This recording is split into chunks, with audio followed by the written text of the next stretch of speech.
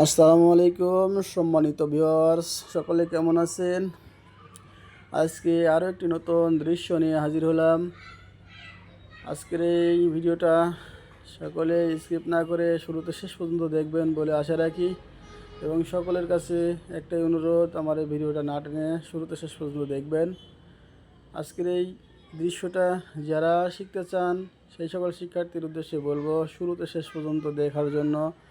যদি আপনি শুরুতে শেষ পর্যন্ত দেখেন অবশ্যই উপকৃত হবেন, আর আপনি যদি উপকৃত হন তবেই আমার এই কাজ বা আমার এই কর্ম সার্থক।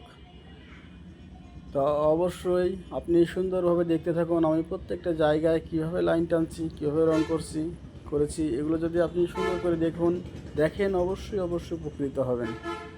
তো আমি সকলের কাছে আবার অনুরোধ রাখবো, যারা আমার এই ভিডিওটা দেখছেন স্কিপ না করে শুরুতে শেষ পর্যন্ত দেখতে থাকুন,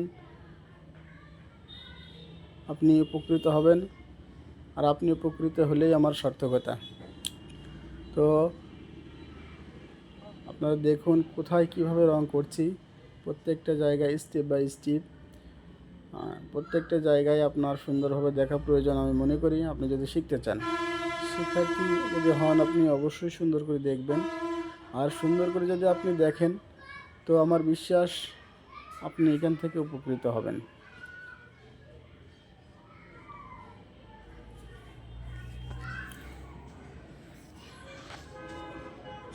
চিত্রাঙ্কন একটি বিনোদন মাধ্যমও বটে। অনেকেই জানেন চিত্রাঙ্কন পড়ালেখার পাশাপাশি যারা চিত্রাঙ্কন শিখতে চায় বা শিখতে আগ্রহী তাদেরকে আমরা বাধা না দিই, তাদেরকে শেখার সুযোগ করে দিই। আপনার সন্তান লেখাপড়ার পাশাপাশি চিত্রাঙ্কন সৃজনশীলতা মেধা বিকাশের জন্য একটি উন্নত মাধ্যম। যেমন বর্তমান সময়ে বিনোদনের মাধ্যমগুলো একেবারে নেই বললেই চলে, সেই ক্ষেত্রে মোবাইলে অন্য বিনোদন ভিডিও না দেখে আমার মনে হয় এই ধরনের শিক্ষামূলক ভিডিওগুলো যদি আপনার বাচ্চাকে দেখাতে থাকেন অবশ্যই আপনার বাচ্চা উপকৃত হবে। আর সকলেই জানেন আর্ট একটা আলাদা মাধ্যম, এই মাধ্যমটা বাচ্চার মেধাশক্তিকে আরও দৃঢ় করে, এগিয়ে যেতে সহায়তা করে, তার পড়ালেখার ক্লান্তি দূর করার জন্য একটা সুন্দর মাধ্যম। এখানে যেমন আপনার বাচ্চা উপকৃত হবে, তার সৃজনশীলতা, তার মেধার বিকাশ ঘটবে আমি আশা রাখি। তো আমার এখান থেকে যদি আপনারা উপকৃত হন তো অবশ্যই আপনারা সুন্দর একটি মতামত দিয়ে যাবেন আমার কমেন্ট বক্সে। যদি ভালো লাগে শেয়ার দিয়ে দেবেন, একটি লাইক করবেন।